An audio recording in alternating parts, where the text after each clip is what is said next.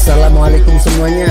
Semoga kalian semua dalam keadaan sehat dan dilancarkan rezekinya. Amin ya robbal alamin. Meski dianggap sebagai sosok yang jenaka dan penuh kontroversi, akan tetapi di balik itu semua, seorang Abu Nawas juga merupakan pribadi yang memiliki kepedulian yang tinggi. Sehingga banyak di antara orang-orang di sekitarnya yang datang kepada Abu Nawas untuk meminta bantuan. Kisah ini berawal ketika di negeri Persia ada seorang saudagar kaya raya bernama Abdul Hamid. Kendati memiliki harta yang berlimpah, namun setelah menikah kehidupannya selalu diselimuti kesedihan lantaran istrinya belum juga dikaruniai seorang anak. Sepanjang hari ia selalu berdoa kepada Allah Subhanahu wa Ta'ala agar segera dikaruniai keturunan. Puncaknya, pada suatu ketika ia bernazar akan menyembelih seekor kambing yang memiliki tanduk sebesar jengkal manusia jika istrinya bisa hamil. Kemudian dengan izin Allah, tak lama setelah itu istrinya kegirangan sambil memeluknya dan berkata, "Wahai suamiku, aku sudah hamil. Ternyata Allah sudah mengabulkan doa kita selama ini," kata sang istri merasa bahagia. Mendapat kabar bahwa istrinya telah hamil, ia pun sangat bahagia dan bersyukur kepada Allah Subhanahu wa Ta'ala. Singkat cerita, istrinya telah melahirkan seorang anak laki-laki. Melihat sang istri sudah melahirkan, semua keluarganya juga ikut larut dalam kebahagiaan itu. Suatu ketika saat sedang bersantai di depan rumahnya, Abdul Hamid tiba-tiba teringat akan nazar yang pernah ia katakan dulu. Ia pun segera melakukan nazar tersebut dengan beberapa pembantunya. Ia bergegas mencari seekor kambing yang memiliki tanduk sebesar jengkal manusia. Akan tetapi mungkin belum takdirnya ia melakukan nazar itu. Setelah beberapa hari dicari, ia belum juga menemukan kambing yang dimaksud. Ia pun menjadi sangat gelisah karena takut nazarnya itu tidak dapat ditunaikan. Di tengah-tengah kegelisahannya itu, tiba-tiba saja ia teringat seorang sahabatnya di negeri Baghdad. Sahabatnya itu dikenal memiliki kecerdasan dan kemampuannya dalam menyelesaikan berbagai permasalahan. Ternyata sahabatnya itu adalah Abu Nawas. Tak ingin membuang kesempatan, ia segera mengutus beberapa pembantunya untuk menemui dan membawa Abu Nawas kepadanya. Para utusan itu pun berangkat ke Baghdad menemui Abu Nawas. Setelah beberapa hari perjalanan, akhirnya mereka sampai di rumah Abu Nawas.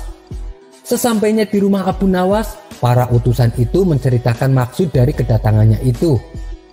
Kemudian Abu Nawas berkata, "Oh, jadi begitu. Baiklah, aku pamit pada keluargaku dulu dan aku akan segera berangkat bersama kalian." Abu Nawas lalu berangkat bersama dengan anak buah Abdul Hamid. Sepanjang perjalanan, Abu Nawas terus memikirkan jalan keluar atas permasalahan yang sedang menimpa sahabatnya itu. Setelah mereka tiba di rumah Abdul Hamid, Abu Nawas langsung disambut dengan jamuan makanan mewah. Setelah selesai makan, Abdul Hamid segera menceritakan masalahnya kepada Abu Nawas yang selama ini membuat hatinya menjadi gundah gulana itu. Mendengar keluh kesah Abdul Hamid, Abu Nawas pun berkata, "Wahai sahabatku, berilah aku waktu semalam saja untuk berpikir. Besok pagi akan aku beritahu caranya," ujar Abu Nawas. Abu Nawas kemudian dipersilahkan untuk beristirahat di sebuah kamar khusus. Sambil beristirahat, ia kembali memutar otaknya untuk mencari solusi dari masalah ini. Namun sungguh ajaib, saat itu juga Abu Nawas mendapatkan ide yang cemerlang. Keesokan harinya, Abu Nawas berencana ingin memberi sebuah kejutan untuk sahabatnya itu. Abu Nawas kemudian meminta pembantu Abdul Hamid untuk menyediakan seekor kambing biasa. Setelah kambing itu berhasil disediakan, Abu Nawas pun memanggil Abdul Hamid dan istrinya. "Wahai sahabatku, sepertinya aku sudah menemukan kambing yang engkau cari selama ini. Dengan begitu, engkau dapat menunaikan nazarmu dan segera menyembelih kambing ini," kata Abu Nawas. Akan tetapi Abdul Hamid masih bingung, sebab kambing yang dibawa Abu Nawas adalah kambing biasa. "Wahai Abu Nawas, bukankah itu kambing biasa, sama seperti kambing yang lain? Kambing ini tidak memiliki tanduk sebesar jengkal manusia," ujar sahabatnya dengan wajah murung. Belum sempat menjelaskan alasannya, Abu Nawas kemudian meminta sahabatnya itu untuk membawa bayi laki-lakinya yang baru lahir kepada Abu Nawas. Setelah menerima bayi laki-laki itu, Abu Nawas lalu berkata, "Wahai sahabatku, coba engkau perhatikan, bukankah tanduk kambing ini sebesar jengkal manusia?" kata Abu Nawas sambil meletakkan jengkal anak bayi itu pada tanduk kambing tersebut. Setelah melihat hal itu, Abdul Hamid dan istrinya mulai mengerti. Kini mereka sudah sangat lega dan gembira karena telah berhasil menunaikan nazar tersebut. Mereka kemudian mengucapkan terima kasih kepada Abu Nawas dan memberinya hadiah untuk dibawa pulang. Kisah selanjutnya. Beberapa bulan belakangan ini, negara yang dipimpin oleh Baginda Raja Harun al-Rasyid mengalami krisis ekonomi. Fenomena ini tentu sangat mengerikan, sebab beberapa sektor industri dan juga infrastruktur harus terkena imbasnya. Sebagai contoh, banyak bangunan dan juga fasilitas umum negara yang rusak, namun tidak kunjung diperbaiki karena tidak adanya biaya. Sebagai seorang pemimpin, Baginda Raja tentu geram melihat kondisi negerinya ini. Bagaimana tidak? Padahal beberapa tahun terakhir ini, kerajaan Baginda Raja telah berhasil memperluas wilayahnya karena telah berhasil menaklukkan negeri seberang. Di saat negara sedang sukses melebarkan kekuasaannya, justru diterjang krisis ekonomi. Dengan demikian, untuk menindaklanjuti hal tersebut, Baginda Raja mengadakan pertemuan besar-besaran dengan seluruh menteri dan pembantu kerajaan. Adapun salah satu dari pembantu pemerintahan tersebut adalah Abu Nawas. Diketahui bahwa Abu Nawas baru 2 bulan ini ditunjuk sebagai pembantu negara untuk mengurusi pajak.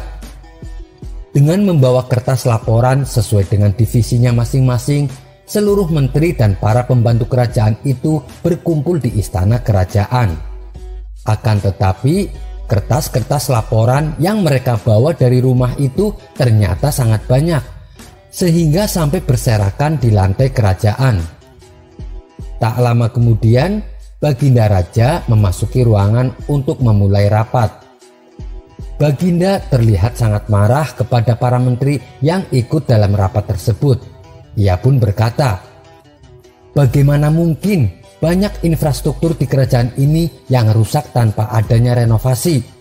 Lalu, kenapa hasil pertanian bisa sangat menurun?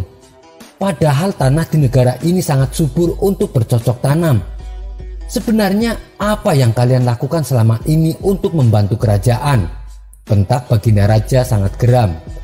Semua yang hadir hanya bisa terdiam menundukkan kepalanya masing-masing. Mereka tidak bisa menjawab apa-apa selain hanya menyerahkan tumpukan kertas laporan mereka masing-masing. Ternyata hal ini malah membuat Baginda semakin marah. Akhirnya ia pun merobek-robek dan melempar kertas-kertas laporan para menterinya itu. Karena saking marahnya, sampai ada di antara beberapa pembantu kerajaan ada yang disuruh sampai memakan kertas laporannya oleh Baginda Raja. Begitu juga dengan Abu Nawas. Karena dirinya termasuk dalam pembantu kerajaan, akhirnya ia hanya bisa diam tak berkutik. Kali ini dirinya mengakui akan kurangnya kinerja kerja dalam mengurusi pajak negara.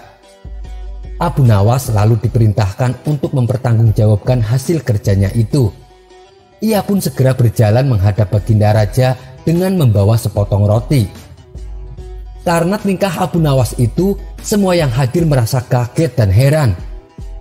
Bagaimana bisa di saat kondisi yang sangat mencekam ini, Abu Nawas malah membawa sepotong roti ke hadapan Baginda Raja. Melihat hal itu, Baginda langsung berkata, "Wahai Abu Nawas, apakah dirimu akan menyuapku dengan sepotong roti itu?" bentak Baginda Raja. "Bukan begitu, Paduka yang mulia. Laporan pekerjaan hamba semuanya tercatat pada roti ini, jawab Abu Nawas dengan santai. Apa maksudmu? Di saat seperti ini, apakah engkau menganggapnya sebagai bahan lelucon? Atau engkau hanya mencoba berpura-pura gila lagi di hadapanku agar kamu bisa lolos dari jeratan hukum? Bentak baginda semakin geram. Abu Nawas menjawab, maaf Paduka yang mulia, usiaku ini sudah cukup lanjut. Aku tidak akan kuat memakan kertas-kertas laporan itu yang nantinya baginda sobek dan menyuruhku untuk memakannya. Jadi hamba memindahkan semua laporan itu pada sepotong roti ini. Abu Nawas tampaknya ingin mengingatkan rajanya untuk lebih bijaksana dalam mengambil keputusan. Baginda raja pun akhirnya tersadar jika dirinya harus lebih bijaksana dalam menyelesaikan segala persoalan negara. Dengan begitu, akhirnya semua menteri dan pembantu diminta untuk pergi meninggalkan kerajaan. Pertemuan akan dilanjutkan pada keesokan harinya dengan kepala dingin dan tanpa tekanan, sehingga semua masalah kerajaan dapat diselesaikan lebih mudah sesuai dengan yang diharapkan. Kisah selanjutnya.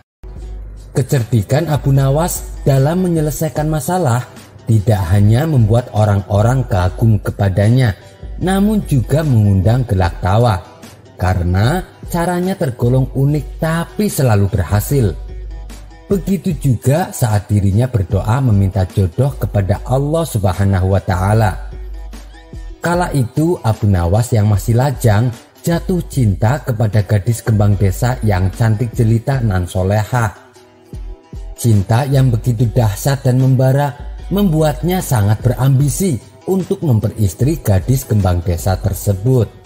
Ia pun lalu berdoa kepada Allah Subhanahu wa Ta'ala, ya Allah, jika gadis itu memang jodohku, maka dekatkanlah ia kepadaku.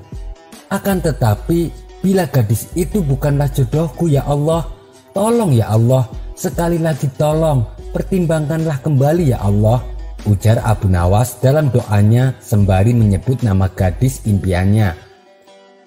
Abu Nawas memanjatkan doa tersebut dengan sungguh-sungguh selama berbulan-bulan. Setelah menunggu lebih dari 3 bulan, tak ada tanda-tanda dikabulkan doanya. Ia pun kemudian mengganti kalimat doanya. Akan tetapi kali ini ia tak ingin memaksa Allah agar doanya dikabulkan. Kalimat doa yang diucapkannya pun cenderung lebih pasrah, tanpa diembel-embeli nama gadis yang didambakannya. Ya Allah, berikanlah istri yang terbaik untukku ya Allah. Namun untuk kesekian kalinya, Allah masih belum mengabulkan doa Abu Nawas. Meski demikian, Abu Nawas tak pernah menyerah berdoa kepada Allah. Lama-lama ia khawatir juga karena takut gadis pujaannya keburu dipinang laki-laki lain. Akhirnya ia memutar otak bagaimana caranya agar doanya cepat dikabulkan. Ia pun mengubah kalimat doanya untuk kesekian kalinya. Ya Allah, kini aku tidak lagi meminta untuk diriku ya Allah. Aku hanya meminta gadis itu sebagai menantu ibuku yang sudah tua renta. Sekali lagi bukan untukku ya Allah. Aku hanya ingin melihat ibuku bahagia ya Allah. Maka jadikanlah gadis itu sebagai menantunya.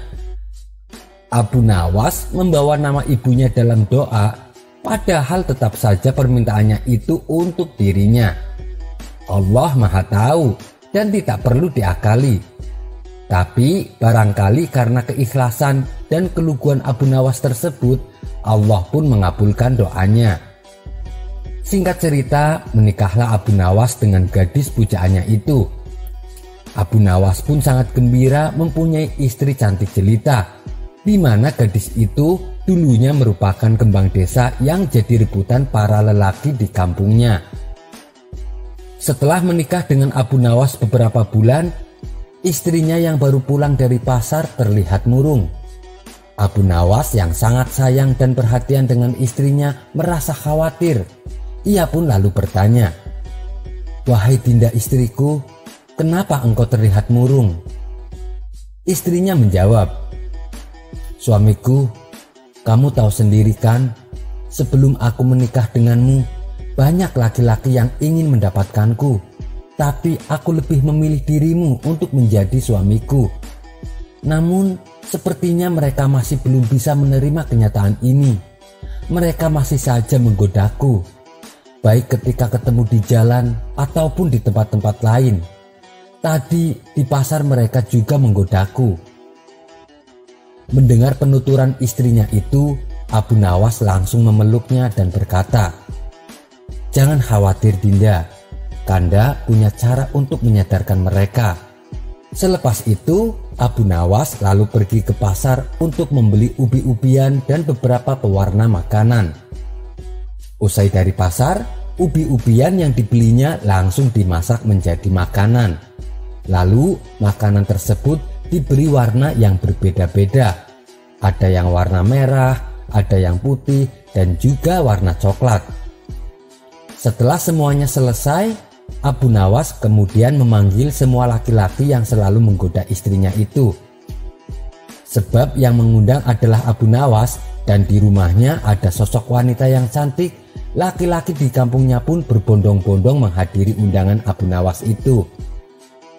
Setibanya di rumah Abu Nawas, dihidangkanlah makanan dari ubi-ubian yang telah diberi pewarna. Ada yang berwarna merah, coklat, putih, dan sebagainya. Tak perlu waktu lama, para tamu pun langsung menikmati hidangan dengan antusias. Mereka juga berhasrat menikmati makanan dengan warna yang berbeda. Ternyata, dari banyak warna itu rasanya sama saja. Hingga mereka saling berbisik menanyakan rasa hidangan yang dimakannya. Lama mereka berada di rumah Abu Nawas dan hidangan pun hampir habis.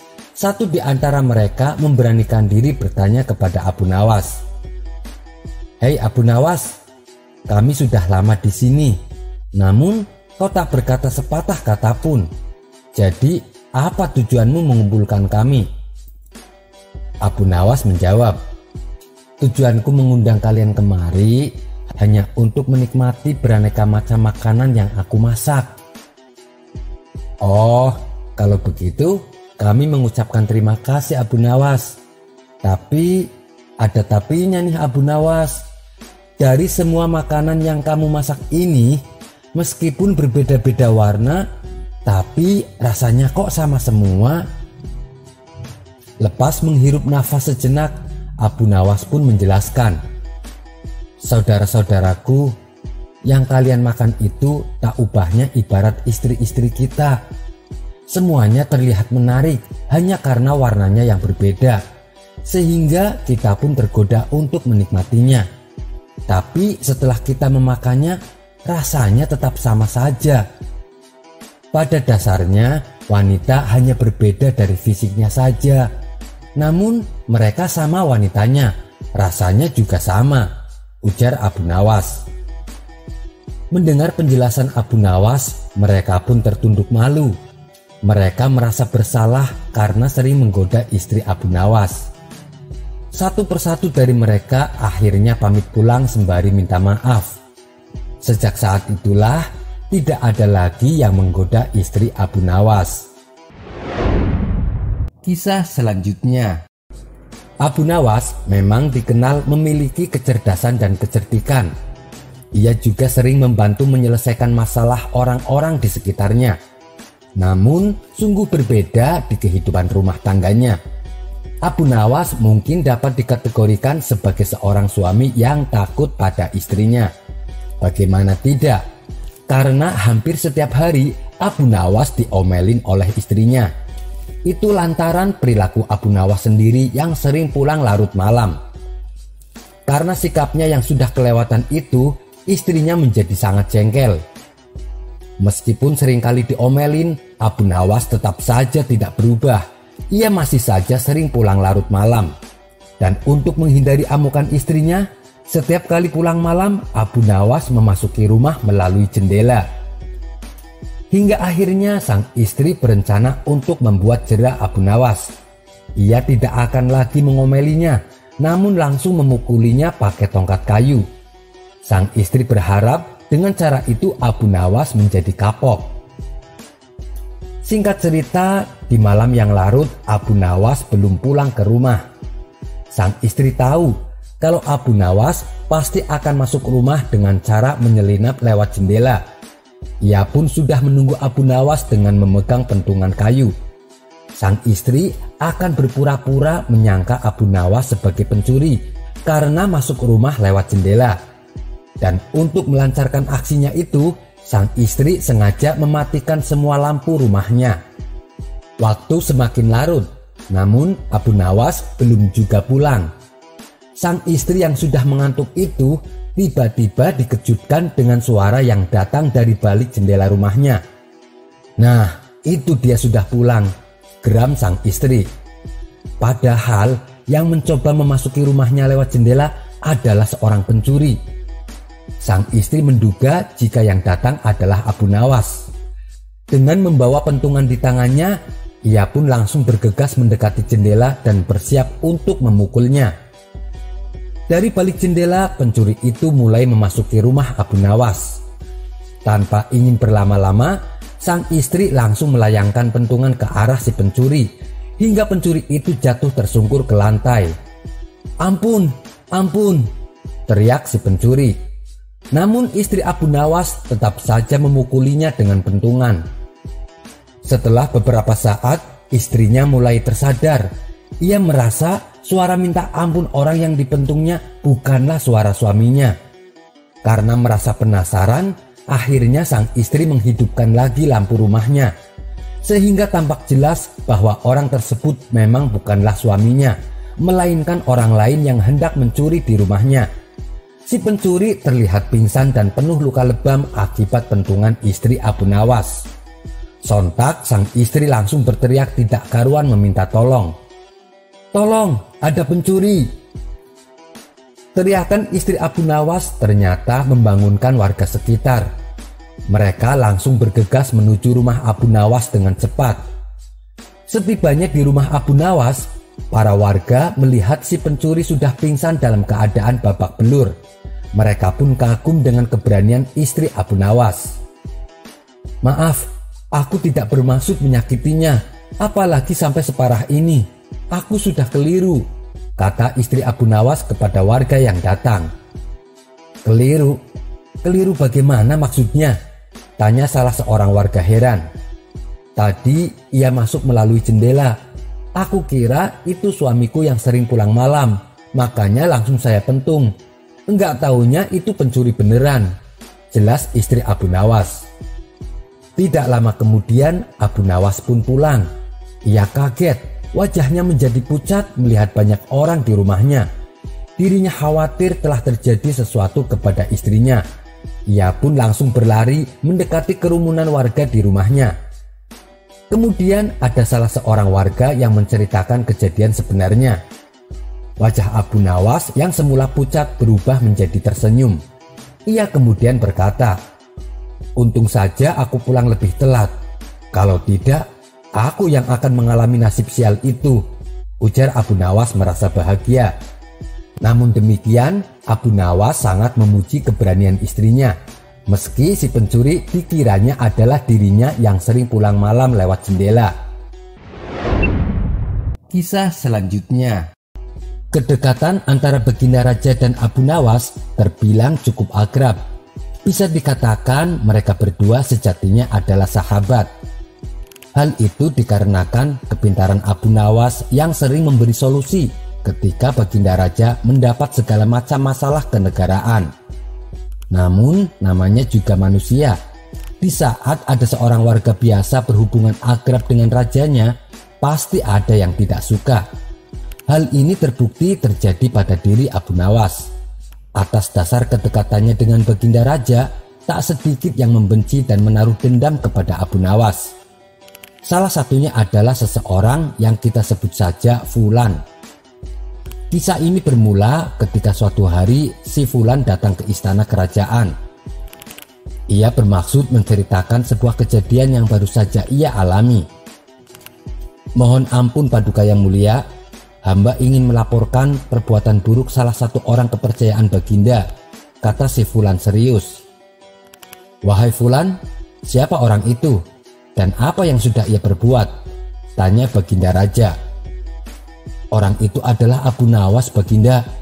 Dia telah melakukan perbuatan keji, yaitu mencuri kalung emas milik hamba, jawab si Fulan dengan pura-pura sedih.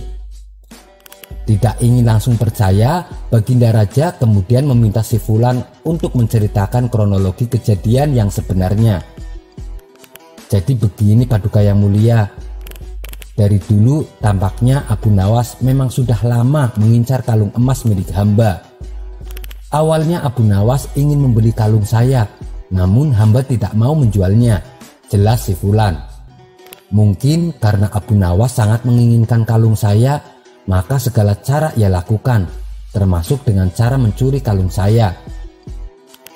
Sebagai seorang pemimpin yang bijak, dengan sedikit rasa kesal bercampur tidak percaya, akhirnya Baginda memerintahkan beberapa prajurit untuk segera menghadirkan Abu Nawas ke istana. Kedatangan Abu Nawas tentu saja untuk memberikan keterangan atas apa yang sudah ia perbuat. Singkatnya, karena Baginda sudah sangat terhasut oleh penjelasan si Fulan, sehingga semua pembelaan Abu Nawas tidak berguna sama sekali. Baginda merasa masalah ini sudah selesai dan segera memerintahkan pengawal untuk memasukkan Abu Nawas ke penjara.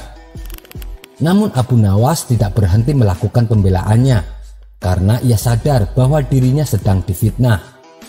Tidak Paduka, hamba sama sekali tidak mencuri. Lagian untuk apa hamba mencuri kalungnya, kata Abu Nawas. Baginda kemudian menjawab, sudah cukup Abu Nawas. Buktinya orang ini telah membawa selendang milikmu dan aku pernah melihatmu memakainya, kata Baginda sembari menunjuk selendang Abu Nawas yang dibawa si Fulan. Ternyata memang benar, pemilik selendang itu adalah Abu Nawas. Namun menurut Abu Nawas, sudah 2 hari ini selendang tersebut hilang dicuri oleh seseorang. Abu Nawas berusaha terus memberikan pembelaan, akan tetapi usahanya itu sia-sia saja. Karena pada akhirnya ia tetap dijebloskan ke penjara. Ia pun bersiap-siap untuk menunggu hukuman mati karena terlalu banyak hasutan yang disampaikan si Fulan kepada Baginda Raja. Esok harinya Abu Nawas digiring ke sebuah lapangan oleh beberapa pengawal kerajaan untuk menerima hukuman mati. Baginda Raja lalu menanyakan permintaan terakhir Abu Nawas sebelum Abu Nawas dihukum. Mohon ampun Paduka yang mulia, hamba meminta jika pilihan hamba benar, hamba bersedia dihukum pancung. Tapi jika pilihan hamba ini salah, maka hamba bersedia dihukum gantung saja, tawar Abu Nawas. Ada-ada saja engkau ini Abu Nawas. Dalam situasi genting seperti ini, engkau masih saja sempat bersendau gurau. Akan tetapi, apapun kelihayan yang engkau miliki, kali ini tidak akan mampu menyelamatkan nyawamu sekarang, tegas Baginda. Hamba sedang tidak bergurau Paduka yang mulia, jawab Abu Nawas. Mendengar kata-kata Abu Nawas, tentu saja membuat raja semakin tertawa terpingkal-pingkal karena menilai Abu Nawas adalah seseorang yang aneh. Namun belum selesai Baginda tertawa, Abu Nawas berteriak dengan lantang, hamba minta dihukum pancung, hamba minta dihukum pancung, teriak Abu Nawas. Teriakan Abu Nawas itu membuat semua orang-orang yang datang di lapangan itu merasa kaget. Mereka heran kenapa Abu Nawas membuat keputusan seperti itu. Sementara Baginda mulai curiga. Baginda pun mulai berpikir menelaah tentang maksud kalimat permintaan terakhir dari Abu Nawas tadi. Abu Nawas kemudian menjelaskan kembali. Jadi begini Baginda yang mulia, hamba tadi mengatakan bahwa hamba akan dihukum pancung. Jika pilihan hamba benar, maka hamba siap dihukum pancung. Namun, di manakah letak kesalahan pilihan hamba sehingga hamba harus dihukum gantung? Padahal hamba kan memilih untuk dihukum pancung. Tidak disangka-sangka, perkataan Abu Nawas membuat raja tercengang. Baginda mulai menyadari dan mengakui kehebatan Abu Nawas seperti dugaannya di awal. Sehingga hukuman mati kepada Abu Nawas pun akhirnya ditangguhkan. Sejak saat itu, maka dilakukanlah penyelidikan ulang yang lebih lanjut atas kasus Abu Nawas yang diduga mencuri kalung. Setelah melalui proses yang panjang, beberapa hari berikutnya barulah diketahui bahwa itu adalah fitnah yang dilakukan oleh si Fulan. Maka para hakim memutuskan jika Abu Nawas telah difitnah oleh si Fulan. Abu Nawas kemudian dilepaskan dari penjara. Sedangkan si Fulan akhirnya mendekam di dalam penjara karena telah melakukan perbuatan fitnah kepada Abu Nawas. Kisah selanjutnya. Suatu kali ketika Baginda Raja Harun al-Rasyid sedang duduk di singgasananya, datanglah seorang menteri menghadap Baginda Raja untuk mengadukan perbuatan Abu Nawas. Paduka yang mulia, Abu Nawas melarang orang-orang untuk sujud dan ruku saat sholat. Dia juga menceritakan kepada orang-orang, katanya Baginda Raja suka fitnah. Tentu saja hal itu membuat Baginda Raja murka. Kurang ajar Abu Nawas, dia berani menantang perintah Allah dan dia juga berani memfitnahku, ketus Baginda Raja. Karena saking geramnya, Baginda Raja langsung memanggil Abu Nawas ke istana untuk dimintai keterangan dan pertanggungjawaban atas segala kegaduhan yang dibuatnya. Dengan dijemput oleh beberapa pengawal kerajaan, akhirnya Abu Nawas datang ke istana. "Hei Abu Nawas, apa benar kamu melarang orang-orang untuk sujud dan ruku saat sholat?" tanya Baginda emosi. "Benar Baginda," jawab Abu Nawas enteng. Melihat reaksi Abu Nawas yang tak merasa bersalah membuat Baginda Raja tambah emosi. Meski begitu, Baginda tetap menahan amarahnya dan kembali bertanya kepada Abu Nawas, "Dan apa benar kamu mengatakan kepada orang-orang kalau aku adalah raja yang suka fitnah?" "Iya benar Baginda, kan kenyataannya memang begitu," jawab Abu Nawas sambil cengengesan. Kali ini Baginda Raja benar-benar tidak bisa membendung emosinya. Kesabarannya sudah hilang. Dengan sangat marah, Baginda berkata kepada Abu Nawas, "Kamu memang pantas dihukum mati Abu Nawas. Kamu telah berani melanggar syariat Islam dan kamu sudah menyebarkan fitnah tentang rajamu ini." Seketika Baginda Raja langsung menyuruh beberapa prajuritnya untuk menahan Abu Nawas dan memasukkannya ke dalam penjara. "Tunggu dulu Baginda, jangan tergesa-gesa dalam mengambil keputusan. Izinkan hamba memberikan penjelasan," pinta Abu Nawas. "Aku tidak butuh penjelasanmu. Jelas-jelas kamu sudah bersalah," bentak Baginda Raja. "Bagaimana mungkin Baginda bisa memutuskan saya bersalah? Sedangkan Baginda sendiri tidak mau mendengarkan penjelasanku," ujar Abu Nawas. "Baiklah, cepat jelaskan sekarang," desak Baginda penuh emosi. "Begini Baginda yang mulia, memang hamba akui hamba telah mengatakan itu. Namun sepertinya kedua pernyataan hamba tersebut datang kepada Paduka dalam keadaan yang tidak lengkap. Seolah-olah hamba bersalah dan melanggar syariat Islam. Hamba kali ini merasa difitnah Paduka yang mulia," jelas Abu Nawas. "Apa? Merasa difitnah? Justru kamu yang telah memfitnah saya kepada orang-orang," kata Baginda bertambah geram. Abu Nawas kemudian memberikan penjelasan secara rinci dan jelas. "Ampun Paduka yang mulia, jadi aslinya begini Baginda. Hamba memang melarang orang untuk ruku dan sujud dalam sholat, tapi bukan pada sholat 5 waktu atau sholat lainnya, melainkan sholat jenazah. Karena pada waktu itu hamba memang sedang menjelaskan tentang sholat jenazah," jelas Abu Nawas. Baginda mencoba mencerna apa yang dikatakan oleh Abu Nawas. Meski sebelumnya Baginda sangat geram, namun sekarang dapat membenarkan apa yang menjadi pendapat Abu Nawas tersebut. "Lalu bagaimana tentang pernyataanmu tentangku? Kamu mengatakan kepada orang-orang kalau aku suka fitnah," tanya Baginda Raja. "Oh, mengenai hal itu. Kebetulan pada saat itu hamba sedang menerangkan tentang ayat Al-Quran, di mana dalam ayat tersebut menjelaskan bahwa anak-anak dan harta adalah fitnah. Bukankah Baginda suka dengan anak-anak dan harta? Kalau begitu, Baginda berarti suka dengan fitnah. Adakah perkataan saya yang salah? Tanya Abu Nawas. Setelah mendengar penjelasan Abu Nawas, Baginda malah merasa malu. Karena kata-kata Abu Nawas bukan hanya untuk pembelaan diri semata, melainkan sebuah sindiran dan teguran terhadap dirinya, di mana dirinya selama ini terlalu larut dalam kesenangan duniawi. Padahal kenikmatan yang ia dapatkan itu adalah ujian dari Allah Subhanahu wa Ta'ala. Dengan demikian, Baginda Raja akhirnya meminta maaf kepada Abu Nawas karena telah berburuk sangka kepadanya.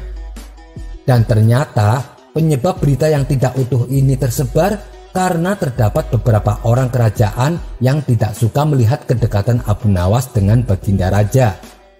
Oleh sebab itulah mereka sengaja menyampaikan informasi yang salah dan tidak utuh agar dapat menjatuhkan nama Abu Nawas di depan Baginda Raja. Kisah selanjutnya. Meski dikenal sebagai sosok yang sederhana, ternyata Abu Nawas memiliki sebuah kebun yang cukup luas. Namun hal tersebut tidak membuat kehidupan Abu Nawas menjadi mewah. Ia tetap menjadi pribadi yang sederhana. Terbukti bahwa Abu Nawas tidak pernah memperlihatkan kekayaan hartanya dan juga tanahnya yang luas itu.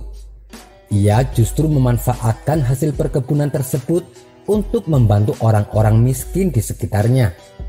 Kesederhanaan Abu Nawas juga terlihat dari segi rumah yang dimiliki bersama keluarganya. Di rumah tersebut tidak ada barang-barang berharga dan mewah yang terlihat di rumahnya.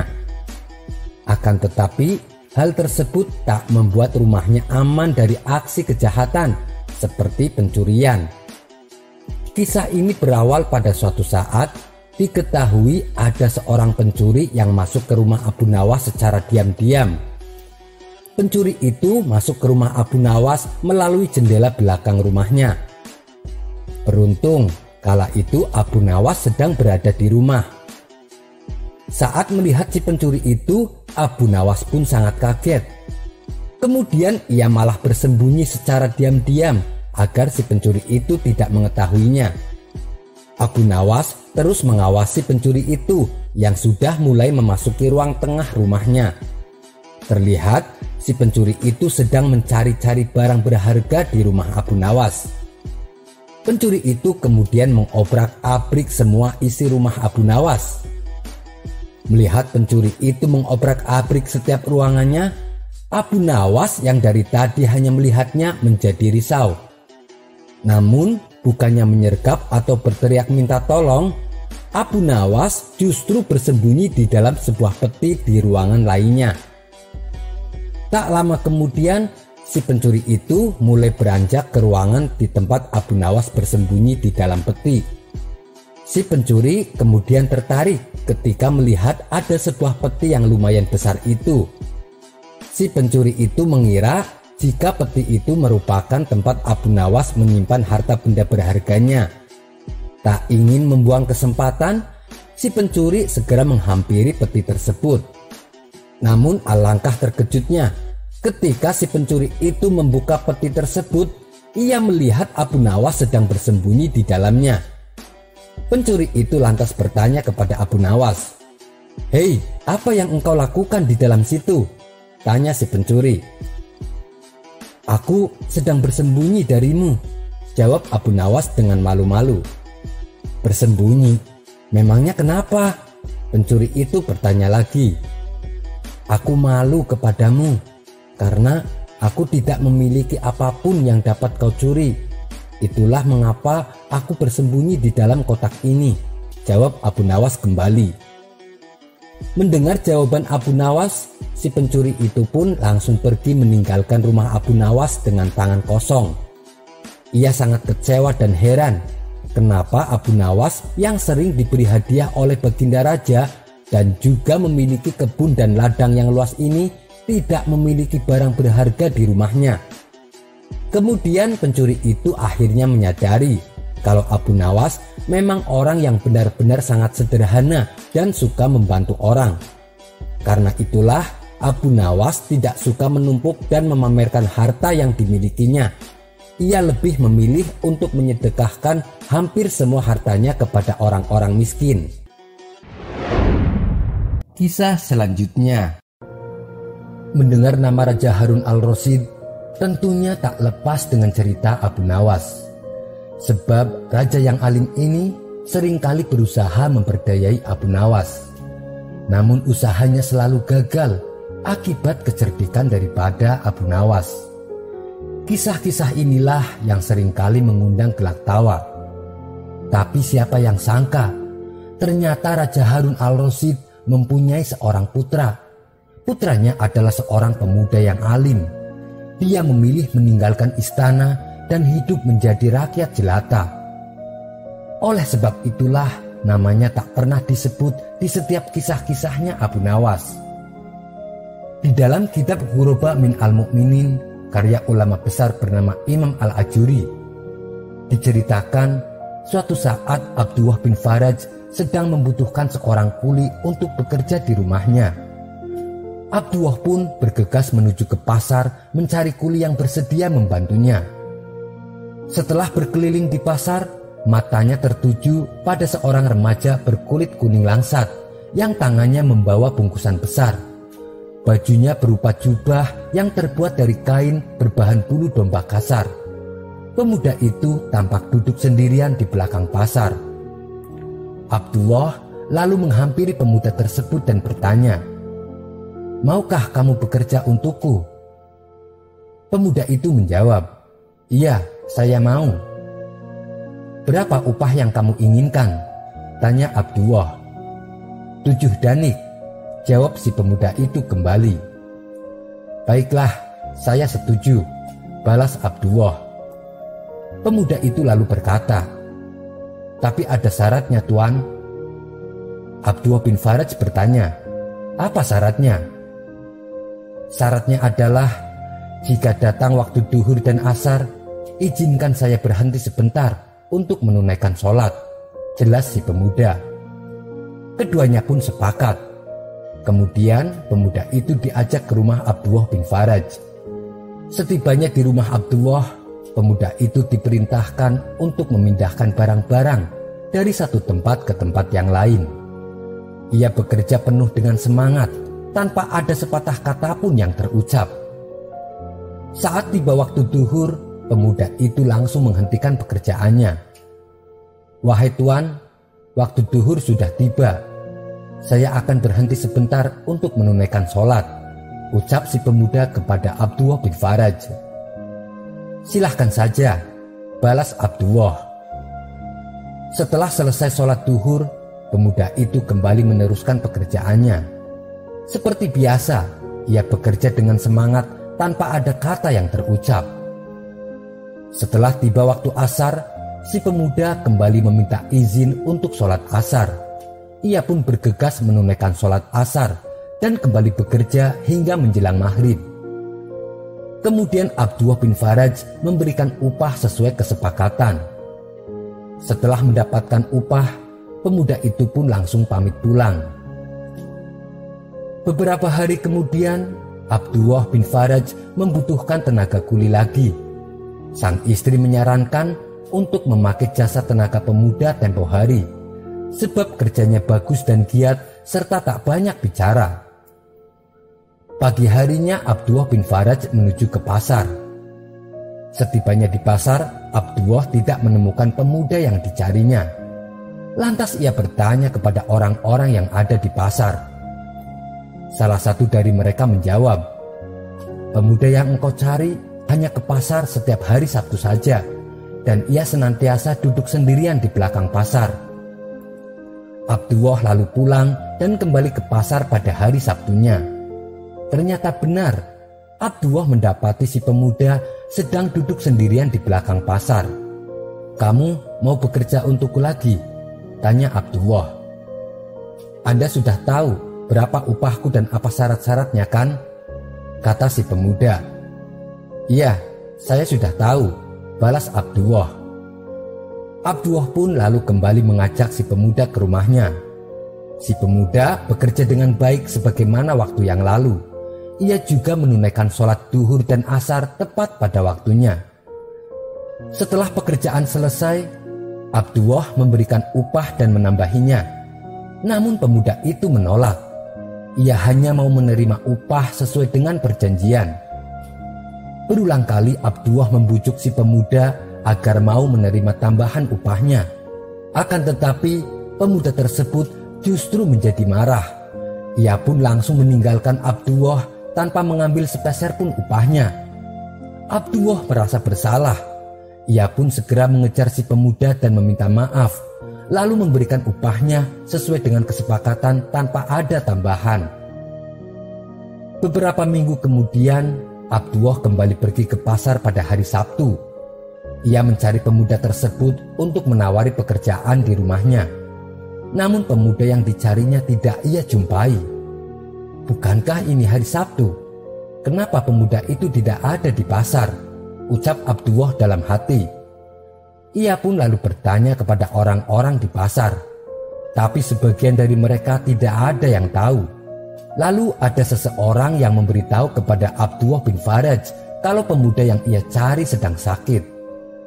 Abdullah bin Faraj lantas bertanya kepada orang tersebut, "Apakah Anda tahu kenapa pemuda itu bekerja hanya pada hari Sabtu?"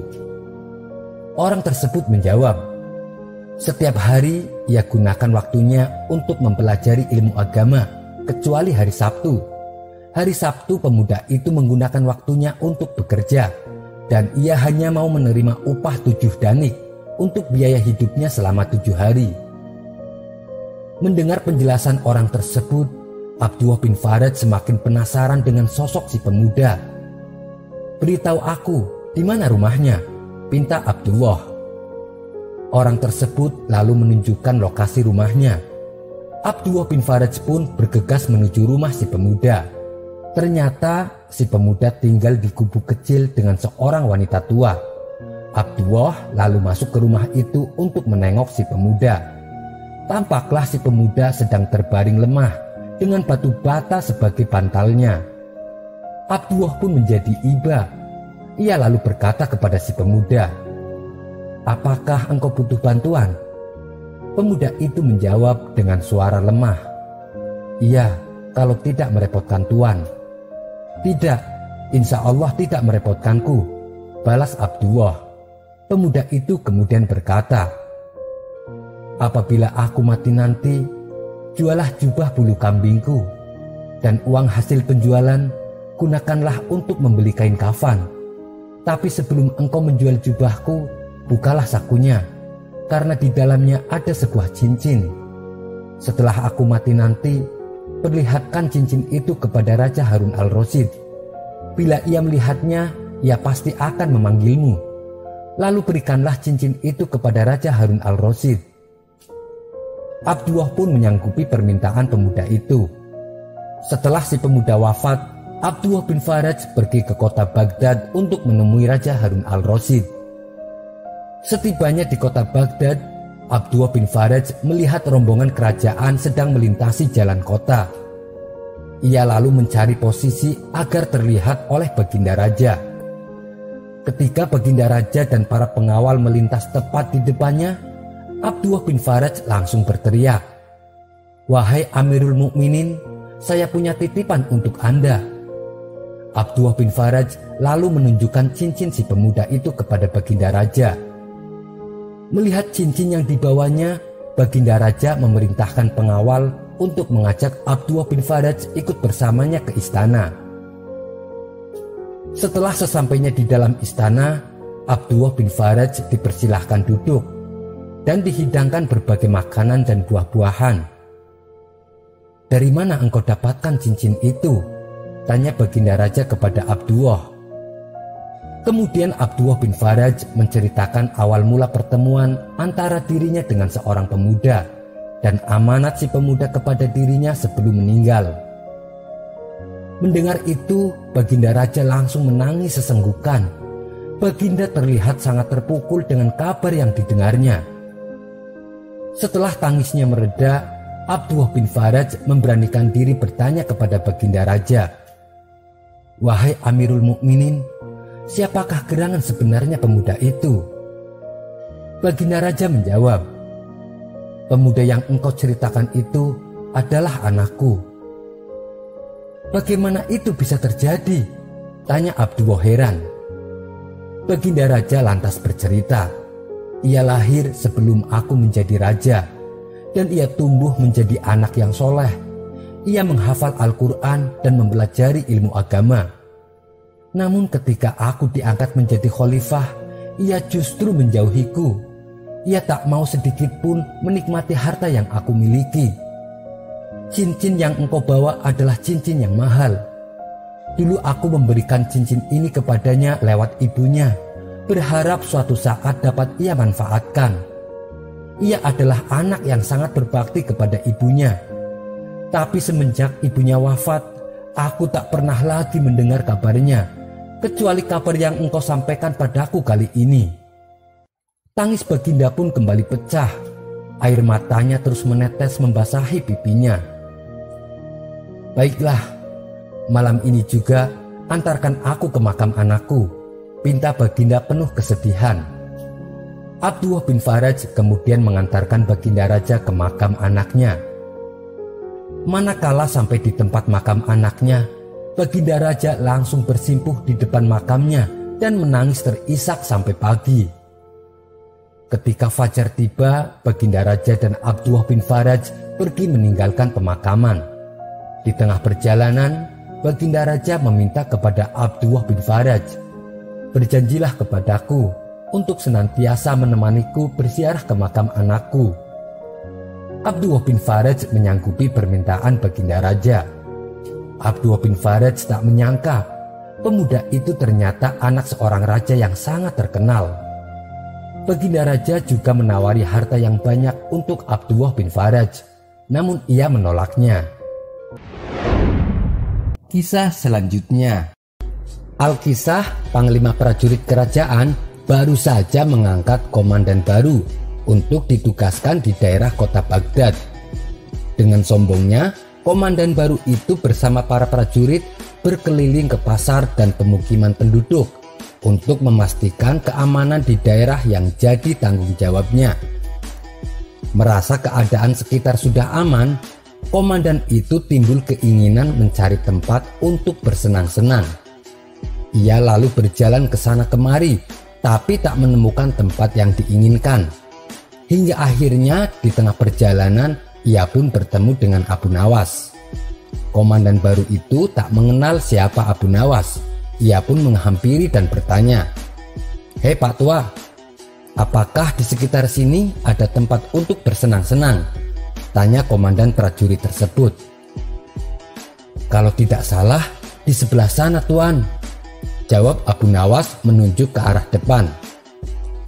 "Hei Pak Tua, di manakah tempat itu?" tanya prajurit lain dengan sifat arogannya. "Pergilah ke arah sana Tuan, lurus tanpa belak-belok, maka kalian akan menjumpai tempat untuk bersenang-senang," jawab Abu Nawas. Tanpa membuang-buang waktu, komandan dan para prajurit itu akhirnya pergi menuju tempat yang sudah ditunjukkan oleh Abu Nawas. Akan tetapi setibanya di tempat itu, mereka kaget karena tidak ada tempat yang diinginkan, melainkan tempat kuburan yang sangat luas. Hal tersebut tentu saja membuat komandan dan para prajurit itu kesal. Mereka menganggap jika Abu Nawas telah menipu mereka. Lantas mereka kembali lagi ke tempat Abu Nawas. "Hei Pak Tua, berani sekali kamu membohongi kami," bentak sang komandan. Mereka tidak menyadari jika yang diajak bicara adalah Abu Nawas yang merupakan penasehat kerajaan. "Berani sekali kamu membohongi kami. Memangnya siapa kamu Pak Tua?" tanya salah seorang prajurit yang sudah sangat geram. "Aku adalah abdi Tuan," jawab Abu Nawas yang terkesan hanya asal bicara. Komandan dan para prajurit itu semakin dibuatnya geram dan marah.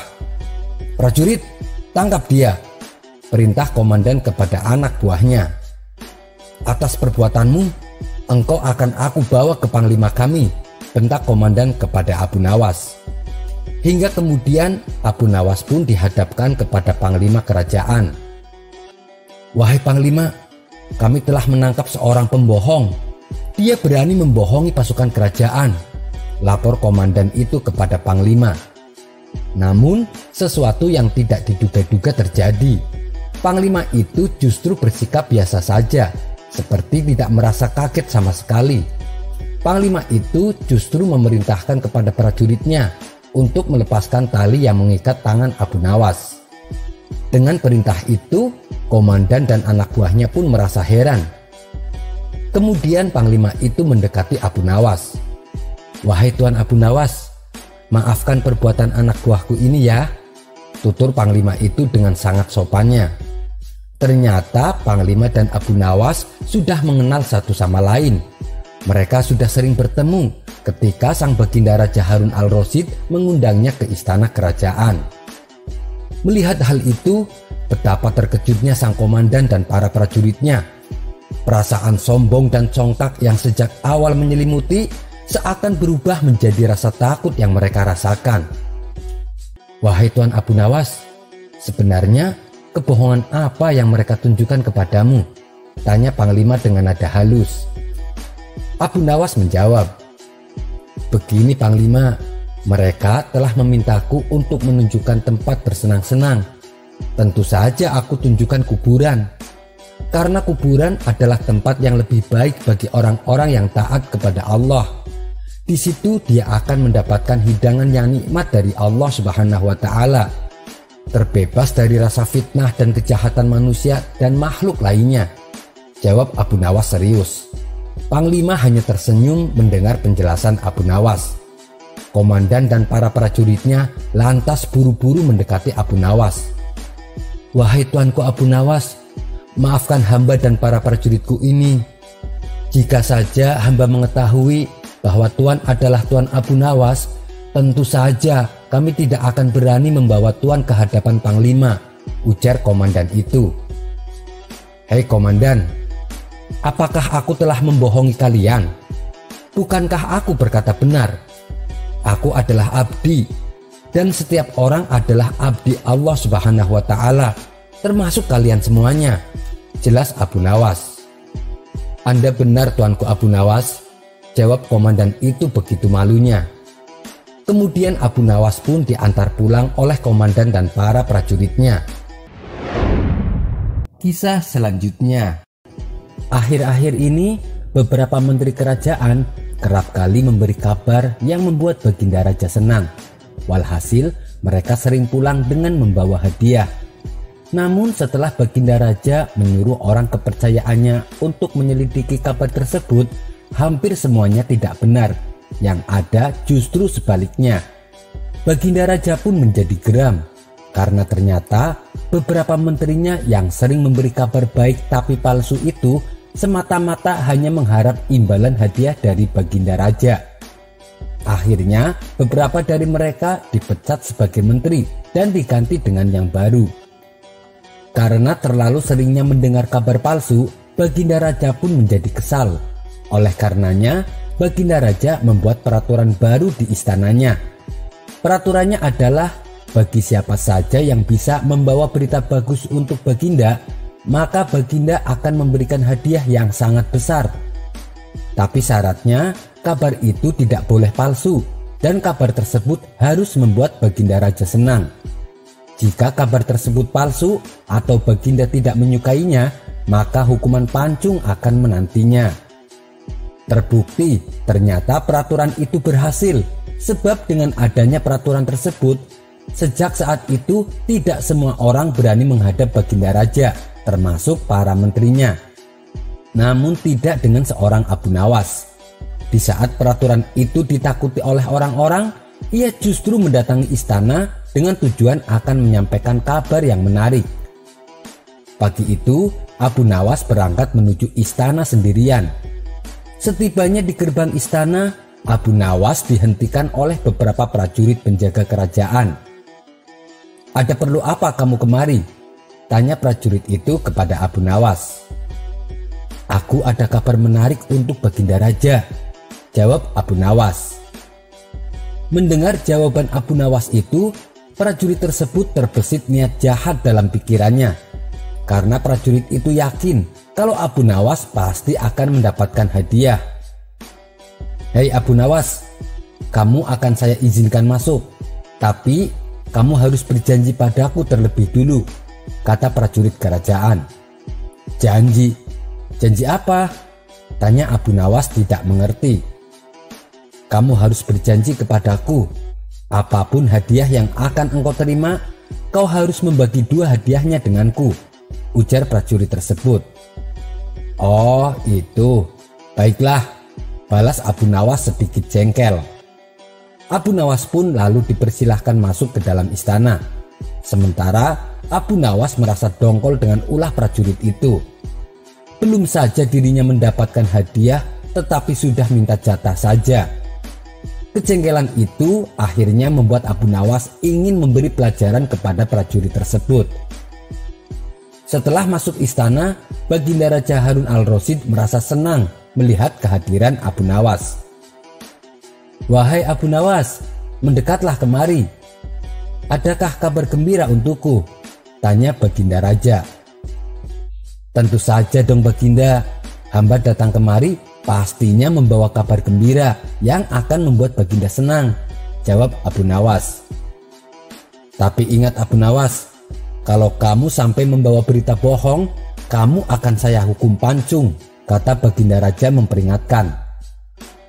"Ampun Paduka yang mulia, meskipun hamba sering mengerjai Baginda, tapi apakah saya pernah berbohong? Baginda kan tahu sendiri," balas Abu Nawas.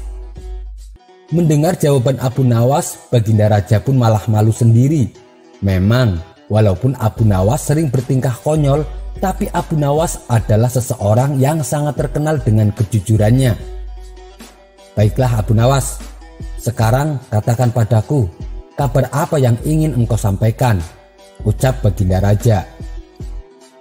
Kemudian Abu Nawas menyampaikan berita yang amat langka dan jarang diketahui oleh masyarakat. Baginda pun merasa sangat senang dan puas dengan kabar tersebut. "Wahai Abu Nawas, kali ini tentukanlah sendiri hadiah mana yang engkau inginkan," kata Baginda Raja. Sekilas Abu Nawas melirik hadiah-hadiah yang ditawarkan kepadanya. Namun di luar dugaan, Abu Nawas malah menolaknya. "Ampun Paduka yang mulia, tapi hamba tidak menginginkan hadiah-hadiah tersebut," ujar Abu Nawas. "Loh, memangnya kenapa? Apakah kurang banyak?" tanya Baginda Raja. "Bukan Baginda, tapi hamba menginginkan hadiah yang lain," jawab Abu Nawas. "Oh begitu, katakan hadiah apa yang kau inginkan?" tanya Baginda Raja kembali. "Terima kasih Paduka yang mulia. Jika diperkenankan, hamba meminta hadiah 100 cambukan saja," jawab Abu Nawas. Baginda Raja pun langsung tertawa mendengar permintaan Abu Nawas. "Kamu ini ada-ada saja Abu Nawas. Itu sih bukan hadiah, tapi hukuman. Mana mungkin saya memberi hukuman, sementara kamu membawa kabar yang membuatku senang," kata Baginda sambil tersenyum. "Tapi saya menginginkan hadiah dicambuk 100 kali Baginda," ucap Abu Nawas serius. Melihat Abu Nawas yang tampak serius itu, Baginda Raja menangkap ada sesuatu yang tidak beres yang ingin Abu Nawas tunjukkan kepadanya. Dengan sedikit keheranan, Baginda Raja pun akhirnya mengabulkan permintaan Abu Nawas. Lalu Baginda Raja menyuruh para algojo untuk mencambuk Abu Nawas. "Hei algojo, cambuk Abu Nawas 100 kali. Tapi ingat, cambuk dengan pelan-pelan saja. Jangan sampai menyakitinya, apalagi sampai membekas luka," perintah Baginda Raja kepada para algojo. Singkatnya, para algojo sudah bersiap dan Abu Nawas dipersilahkan maju. Sesuai dengan arahan Baginda Raja, algojo itu mencambuk Abu Nawas dengan pelan. Namun tepat pada hitungan ke-50, Abu Nawas berteriak, "Berhenti!" Baginda Raja kaget mendengar teriakan Abu Nawas. "Kenapa kamu minta berhenti Abu Nawas?" Bukankah engkau sendiri yang menginginkannya? Ataukah kamu merasa kesakitan? Tanya Baginda Raja khawatir. Ampun Paduka yang mulia, hamba sama sekali tidak merasakan sakit. Tapi hamba sudah berjanji kepada prajurit penjaga pintu gerbang di depan, jawab Abu Nawas. Memangnya engkau menjanjikan apa kepada prajuritku Abu Nawas? Tanya Baginda Raja heran. Jadi begini Baginda, tadinya prajurit penjaga pintu gerbang telah melarang hamba untuk masuk, kecuali hamba mau berjanji untuk membagi 2 hadiah yang akan hamba terima. Kini hamba mohon kepada Baginda Raja, karena hamba sudah menerima cambukan 50 kali, maka sisa cambukan yang 50-nya lagi diberikan kepada prajurit penjaga tersebut, kata Abu Nawas menjelaskan maksudnya. Bukan kepalang murkanya Baginda Raja mendengar perkataan Abu Nawas. Tanpa membuang-buang waktu, prajurit itu dipanggil untuk masuk. Hei prajurit, kamu minta hadiah Abu Nawas dibagi 2 kan? Bentak Baginda Raja kepada prajurit itu. Algojo, cambuk dia 50 kali dengan sekeras-kerasnya, perintah Baginda dengan geram kepada para algojo. Tapi kenapa hamba dihukum cambuk Baginda? Tanya prajurit ketakutan. Karena Abu Nawas minta hadiah dicambuk 100 kali, dan sekarang giliran kamu. Akibatnya prajurit yang mencoba memeras Abu Nawas hampir pingsan dicambuk oleh para algojo. Setelah hukuman selesai dilakukan, Abu Nawas kembali berkata kepada Baginda Raja, Baginda, sebenarnya hamba ada 2 kabar yang ingin hamba sampaikan. Kabar pertama sudah saya sampaikan tadi, dan hadiahnya juga sudah saya bagi 2 dengan prajurit itu. Dan kabar yang kedua yang ingin saya sampaikan pastinya telah membuat Baginda marah. Tapi walau bagaimanapun, saya yang akan menanggung semua hadiah ini, meskipun itu berupa hukuman. Loh, kamu itu bagaimana Abu Nawas? Kabarnya saja saya belum dengar, kok aku sudah marah? Tanya Baginda heran. Buktinya, barusan saja Baginda marah ketika aku beritahu bahwa ada prajurit Baginda yang suka memeras. Itulah berita kedua yang sudah saya tunjukkan kepada Baginda. Baginda pun tertawa dengan ulah cerdik Abu Nawas itu. Iya, kamu memang pintar Abu Nawas. Baiklah, sekarang silahkan pilih hadiah mana yang kau inginkan, balas Baginda Raja. Abu Nawas pun akhirnya pulang membawa hadiah, sekaligus memberi pelajaran kepada prajurit yang berani kurang ajar kepadanya. Sekian dulu perjumpaan kita kali ini. Sampai bertemu lagi di kisah selanjutnya. Terima kasih yang sudah subscribe dan setia menonton channel ini. Wassalamualaikum warahmatullahi wabarakatuh.